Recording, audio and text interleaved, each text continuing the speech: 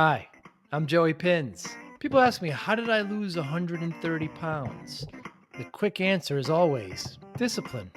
I started my business, wasn't paying attention to my health, was eating too much, drinking too much sweets. My daughter was born. Next thing I know, I'm pre-diabetic, I have hypertension. I knew something had to change. Discipline. I, like many of you, have faced many challenges in your career, in your family, in your life, in your faith. How did you attack them? How did you approach them? How did you solve them, hopefully? It all had to have some degree of discipline. I'm also asked, how did you found and start a tech business that lasted over 25 years? Discipline. I was committed to it, enjoyed technology, didn't enjoy some aspects of it, but knew it was necessary. Discipline. Our podcast mission, how do we use discipline to better ourselves and society? Join me, please, as I talk to interesting people and discuss how they use discipline in their family and their passion and their careers and how it helped them. Our podcast vision, growth through learning from others. Joey Pinz Discipline Conversations. It'll be light and serious. Join us, please. Thank you for consideration. I think I remember your names from, how's PitchIT? PitchIT's great. The process so far is very informative. We're excited to be a part of it.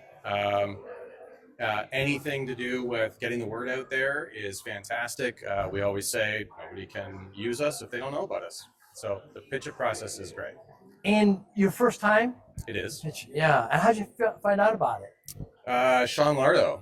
Yeah, so we attended our first IT and Secure last year, and we're slowly just getting more integrated within the ConnectWise community. And yeah, we heard about it through Sean, and yeah, decided to have our hand on it.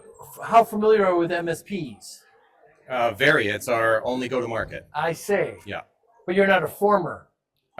In a very past life, our principal at Cavello did have an MSP, and before I came to the vendor side of the world, I spent 15 years as an MSP rep. I see.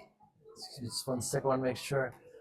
You were an MSP rep, meaning? Meaning I was a sales guy at 4 different managed services providers. Oh, wow. So I think that I have an expectation of what a vendor should be to an MSP, because I've been on both sides of the fence. On both sides, yeah. And why work with MSPs? Well, okay. So MSPs really understand what the market is doing, right? They really are in the trenches and can tell us what our product and platform needs to be. We will not ever presume that we need to know, or that we know best. We can make some assumptions, but we always ask for feedback from our partner community to tell us what they need from us out of our platform, because they are the ones that are doing the heavy lifting with their customers. And what does Cavello do? So Cavello is a platform designed specifically for MSPs. We've been multi-tenanted from day one, and our philosophically, we are trying to solve for a number of key things. So we are trying to streamline what may today be multiple tools or products for an MSP, because we understand that the more panes of glass they have to log into and so on, that detracts from the bottom line, because the more administrative touches there are, the less they're going to make potentially. So we bring together data discovery and classification, identity access management, vulnerability management, and asset discovery into one platform. In a way that is designed for MSPs based on monthly TikTok, etc., and licensed in a way that they can afford it, and their customers will say yes because they can afford it. And was the product created based on a need?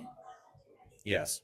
So in the past, we had an exit of other similar products to a large MDR provider. We took those learnings and we said, great, that base vulnerability management is a table stakes item. Everybody needs to do it as an MSP. Contextually, the things that surround that process are important too. Hence, we said, nobody gets points for patching. They get points for protecting their customers' Right. data. And so we said, we'll do data discovery and classification like nobody else has for the channel. And then we added identity access management because who has access to those crown jewels is a very important factor, the permissioning and so on. And a base requirement of any MSP is to know all of the devices they're responsible for protecting that may have that important crown jewel stuff on it. So we added that to the platform too. So it's a holistic view for an MSP by one dashboard login. Wow. And how did you test it? Yeah, so we knew from day one that the platform was built for MSPs. It was sort of, trials with different partners of ours because the successful exit of, the previous cybersecurity company, we had a lot of learnings. We talked to a lot of different, CTOs, CIOs, et cetera, about what their gaps were, what they needed. And it was really just testing a lot of different things, getting feedback, putting the product out there for feedback, et cetera. Yeah, to add to that, we do have a technical advisory board made up of key partners that are helping steer the ship, right? We want everybody to put their hand on the steering wheel and help us pilot this thing to something that they actually want. So we have that technical advisory board. We also reserve 30% of our development roadmap for immediate feedback from our partner community to make it what they want it to be. And what's your message? What's your challenge to MSPs this week here? Well, that's a great question. It is a great question. Very good question. So our philosophy is, Mr. MSP, you probably have your choice of block and tackle cybersecurity products that makes up the brick of your castle wall for defense. Everybody forgets to ask themselves, what are we trying to protect in the first place? And so because our platform is effectively made for data visibility and insights that surround that visibility, we are a proactive way for them to get ahead of any security problems, to either prevent a security incident or lessen that security incident's impact should it happen. And so we are a very good way to level up a security practice and add that nuance and sophistication that they may be striving to get in their security practice. And to add to that, typically what we say is it's obviously very important to sort of focus on the right of boom, so your MDR, the remediation, after an event has happened, but where we focus is the preventative breach side, so the left of boom strategies, which are equally as important. And what can vendors do to be better partners with MSPs? I think our philosophy is always listen and solicit feedback. I think a lot of vendors make the assumption that they know what they should be bringing to market, and we come from it the other way and assume that we know practically nothing, and that we want the people that do the work in the market to tell us what they need in our product. Been reading a lot recently. I don't know why. I've been talking to a couple of people about Amazon's customer obsession. How they just obsess about the customer to get them the product quick and what they have. It seems so simple, but the customer's really got to come first. Yeah. Really easy to say. Yeah. When you're making a product like that, do you view the end user as the customer or the MSP as the customer? Very good question. So technically, for us, our customer is the partner. But ultimately, we need to make something that they can easily deploy, administrate, and make money on that lets them set themselves apart, differentiate themselves from the peer group in their market space, and let them look like magicians to their customers. So, of course, we're doing things for MSPs, but yes, we need to service their customers' needs or we won't be successful for that partner. Yeah, that's very true. And you don't have a booth here. We do indeed. Oh, you do? I'm sorry, I don't remember. Booth number 2. Oh, number 2 on that side, yeah. And what's that experience been like? It's great. It's a great event. Yeah. Yeah, we're definitely, leveling up in our second year and, getting our name out there. And yeah, I think overall there was a lot of learnings last year, so we're very happy to be here again. And from our perspective too, now that we're part of the PitchIT cohort in 2024, we're getting a lot of additional community interaction and participation. The PitchIT group and cohort are fantastic, Yes. and we are definitely our top of mind awareness in the channel is becoming something that we are being identified by. People now see the green shoes and see Alex rapping on the stage. Do you really? And Yes, earlier this morning. Yeah, that's really cool. And so often at these events, MSPs just get kind of overloaded with what's happening here with all the vendors and everything. How do you help the MSP navigate through that? I think for us, it's an exercise in keeping it simple. You're right. People do get overloaded. And our message is we're not yet another brick in your castle wall. We're that thing that is a little different, that it will not get lost, but it will work and help focus all of the other things that you have chosen as preferential tools in your technology stack. ConnectWise made a lot of announcements last night at the big keynote. Any of them help? What did you think of that? Security 360 is the thing that rang bells for us. We have already gone to the appropriate ConnectWise folks and said we'd like to integrate via API to that platform to help service and enrich what it is bringing to the MSP community. And how is ConnectWise as a partner?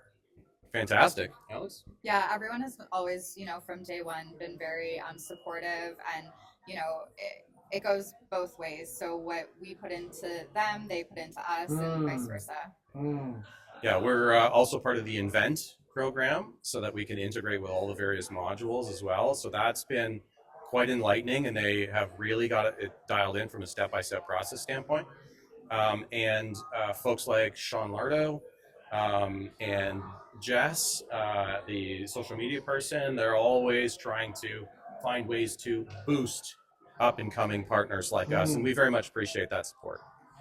Going back to when you were creating the product and you had some kind of MSPs testing it, what was that process like? It was very iterative. They'd say, we don't want this, we want this. And then some MSPs would, I'm sure, would conflict. We want this and they don't. How did you weigh those features and create? That's a very good question. I'm sure our product folks could help answer this question better than we can, but we'll take a stab at it. Sure. So we have partners that see value in helping vendors like us that are trying to do good things for them by investing their time and energy. So we would set up regular meetings, and as we were putting new production releases into the market, we would solicit active feedback on those new features, and they would help us understand what the end user cases should be so that we can do fulfillment on those. That's really the best way to do it, and software's never really done. What's ahead? What's down the pike? Well, we do have a year-long roadmap. You're right, is never done, but we do have that 30% withheld in development time in order to get that feedback and make quick, easy additions to the platform to help hit some marks for people that they say would be helpful. For instance, we just released a module related to asset discovery. Our partners came to us and said, there are many tools in the marketplace right now in the channel that do asset discovery, but none of them seem to hit the mark because they try to tie to IP address, host name, or MAC address, and all three of those areas have some fallibility. So over time, what's supposed to be a single version of truth about what it lives in a customer environment gets muddy and we can't count on it. Wow. So because you already have an understanding of what lives in this customer environment, could you make an attempt at doing a good asset discovery module? And we took 6 months and did that. And we use a UUID technology that makes sure that there is a single version of truth that they can count on, understand is correct, and can action on. Wow. It sounds like a great path. We like to think so, and I think we say that because we have these 4 key pillars in our platform, we are a better vulnerability management tool because we also understand where all the crown jewels live and who has access to them and the devices they live on. And we're a better data discovery and classification product because we understand how those things are vulnerable, who's accessing them, and what things they live on, right? So we really have like a 1 + 1 + 1 + 1 = 10 kind of effect, right? That synergy, because contextually you get more intelligent information out of it to make better decisions as an MSP about how to spend your time and your customers' money as a result, and focus your energy on where it needs to be. Now, the word Cavello, in Italian, cavallo means horse. It does indeed. I will let you handle this one. Yeah, we get this question all the time, actually. So our CEO is Italian. He'll be the first one to tell you that. Yeah. And when he was coming up with the brand, it was about sort of data tracking and, in a sense, how horses sort of track certain things. And that's sort of where the name came from. Our previous logo was a horse, so it sort of made, some sense there. We recently did a rebrand, and so that's sort of the history of where the Cavello name and original brand came from. It was just a shot in the dark. So, it was. Tell me something that somebody would be surprised to hear about you, other than your rapping.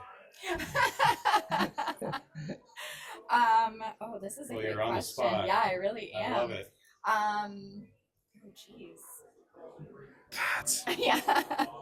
I am a big animal person. Yes. I have a cat, and he is very lovely, a very sweet boy, and so I'm missing him while I'm here this week, but it's worth it. So. Did you see the canine? I did. Yes. Yeah. I had one here talking. It was wonderful. Yeah, I bet. Absolutely wonderful. And how about you, Kris?